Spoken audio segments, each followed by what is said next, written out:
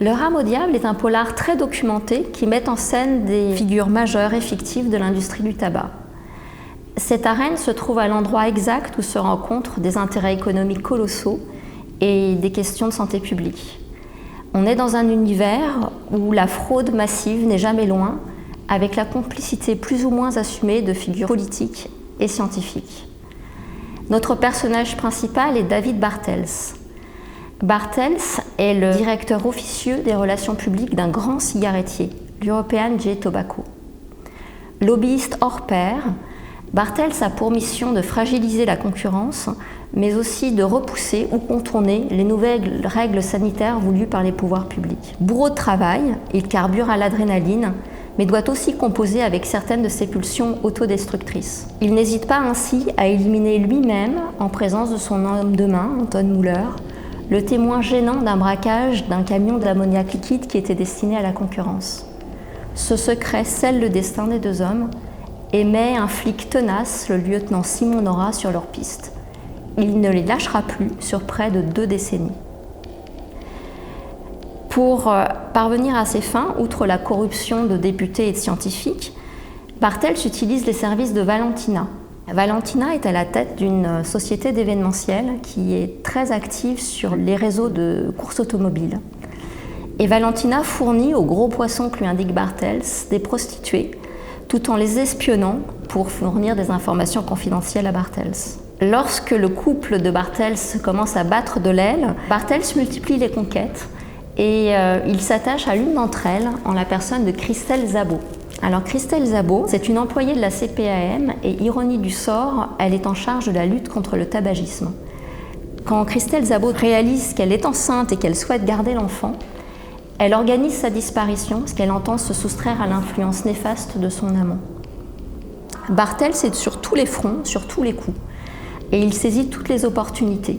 Avec ses acolytes, il organise un circuit de contrebande de cigarettes via le Monténégro et la Serbie avec l'appui des mafias locales.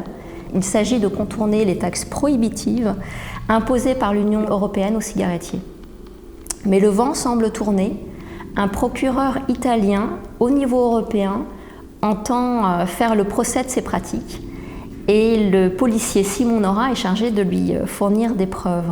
Il espère ainsi coincer enfin Bartels et son homme de main Anton Muller.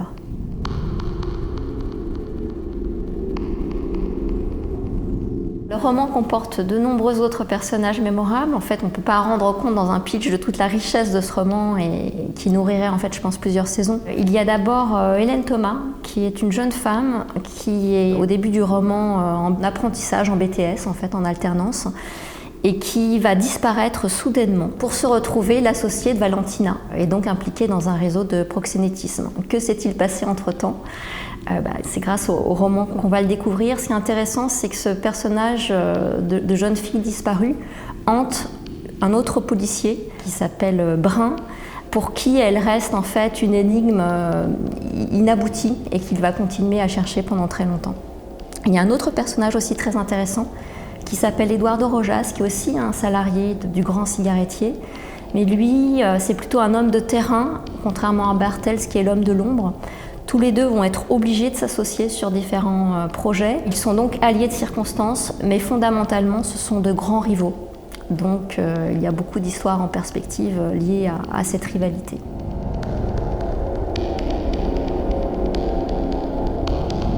Dans ce roman, on retrouve la plume de Marin Ledin qui est à la fois capable, dans un roman, de nous faire le portrait d'une époque, ici celle de la France entre le milieu des années 80 et le milieu des années 2000, au travers d'une histoire qui est très divertissante, très ludique, puisqu'il y a du suspense, il y a beaucoup de tension, donc c'est un véritable page-turner.